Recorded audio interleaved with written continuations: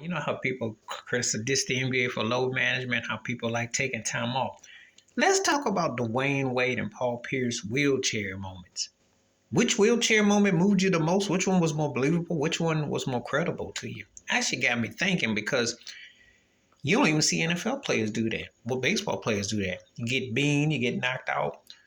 And then Dwayne Wade, I called it the Michael Jackson Remember the Time wheelchair routine because you remember back in '92, he was on the Soul Train Awards and he sprained his ankle and he was in a wheelchair lip syncing doing Remember the Time. But everybody was so moved by it. I was working in a factory at the time and I remember my coworker, who was a manager on line, was mocking it and having a laugh with it because it was hilarious. Then you fast forward years later, Dwayne Wade did it. It was a game against Houston.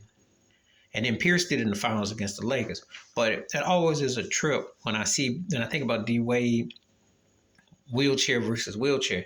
And then you think about some of these cats who shall go nameless, wearing clothes, sitting on the sidelines, modeling, and don't play. And I think D Wade and Paul Pierce, that's one thing they got in common. Tough dudes who came back, they got the wheelchair out, was in pain, played through it. So, and I hadn't really thought about it. I just dawned because I was going through YouTube and they was doing a Paul Pierce because I think it was Jaylen Brown and Tatum was asking, Kevin Garnett was trolling him, saying, just talk about that wheelchair, and they was clowning, and Jaylen Brown was cracking up about it. But it got me thinking about D Wade's wheelchair and whose wheelchair situation did you find more convincing and that you thought rallied the team? But yeah, I think Miami and Boston both won those games, and it got me thinking about how cats don't come back now. So let's talk about Battle of the Wheelchairs. Please like, subscribe, open thoughts, comments, and I do respond. Thank you. Wash your hands.